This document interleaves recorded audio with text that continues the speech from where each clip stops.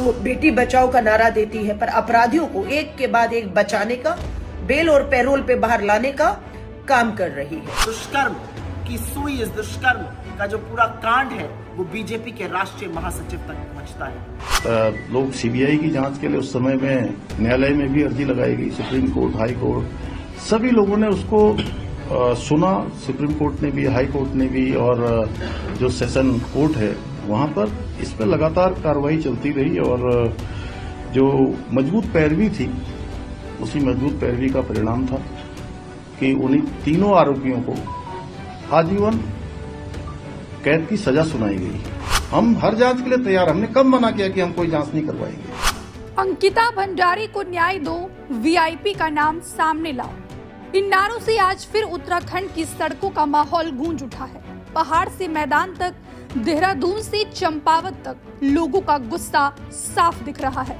अंकिता भंडारी हत्याकांड जिसमें अदालत तीनों दोषियों को उम्र कैद की सजा सुना चुकी है, एक बार फिर राजनीति और जनभावनाओं के केंद्र में आ गया है। मामला अब सिर्फ एक जघन्य हत्या तक सीमित नहीं रहा, बल्कि यहाँ ये सवाल उठ रहा है कि क्या पूरी सच्चाई सामने आ चुकी है या अब भी कोई परत बाकी है।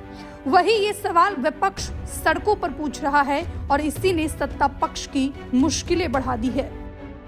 दरअसल राजधानी देहरादून में विपक्ष और सामाजिक संगठन अंकिता भंडारी हत्याकांड में न्याय दिलाने की मांग को लेकर जोरदार प्रदर्शन कर रहे हैं। प्रदर्शनकारियों की एक ही मांग रही, सीबीआई जांच और कथित वीआईपी का खुलासा। विपक्ष का सीधा आरोप है कि सत्ता से जुड़े कुछ प्रभावशाली चेहरों को बचाने की कोशिश हो रही है। ऑल इंडिया महिला कांग्रेस की अध्यक्ष अलका लांबा ने कहा कि बीजेपी सरकार सिर्फ बेटी बचाओ का नारा देती है, लेकिन असल में वह सिर्फ अपराधी को बचाने में लगी रहती है। सारे सबूत खुलकर सामने आ रहे हैं। आप अभी तक सीबीआई जांच से जो है वो पल्ला झाड़ रहे हैं, लेकिन अब हम आप पर दबाव बनाएंगे। उत्तराखंड आप पर दबाव बनाएगा, देश आप पर दबाव बनाएगा और आपको सीबीआई जांच करवानी ही होगी। आप उस वीआईपी को बचा नहीं सकते हैं। मैं सबसे कहूंगी, आवाज उठाइए, सीबीआई जांच की मांग कीजिए। झुकना पड़ेगा भाजपा की इस सरकार को जो बेटी बचाओ का नारा देती है पर अपराधियों को एक के बाद एक बचाने का, बेल और पैरोल पे बाहर लाने का काम कर रही है। दूसरी ओर बीजेपी इन आरोपों को सिरे से खारिज कर रही है। पार्टी का कहना है कि मामले की जांच हुई, अदालत ने दोष सिद्ध किया और आरोपियों को उम्र कैद की सजा दी गई। इसके बावजूद वीआईपी का मुद्दा उठाना केवल राजनीतिक एजेंडा है। इस पूरे विवाद के बीच बीजेपी के राष्ट्रीय महासचिव दुष्यंत गौतम का नाम सामने आने से सियासत और गर्मा गई। दुष्यंत गौतम ने आरोपों को साजिश बताते हुए कहा कि कुछ असामाजिक लोग मेरी छवि को धूमिल करना चाहते हैं। सब चीज के लिए मैं तैयार हूं, लेकिन जो भी लोग ये भ्रम फैलाने का काम कर रहे हैं, मेरी छवि को धूमिल करने का काम कर रहे हैं, मैं उनको आगाह करना चाहता हूं। इसकी सबकी जांच की जाएगी। मैंने होम सेक्रेटरी को भी लेटर लिखा है, पत्र लिखा है।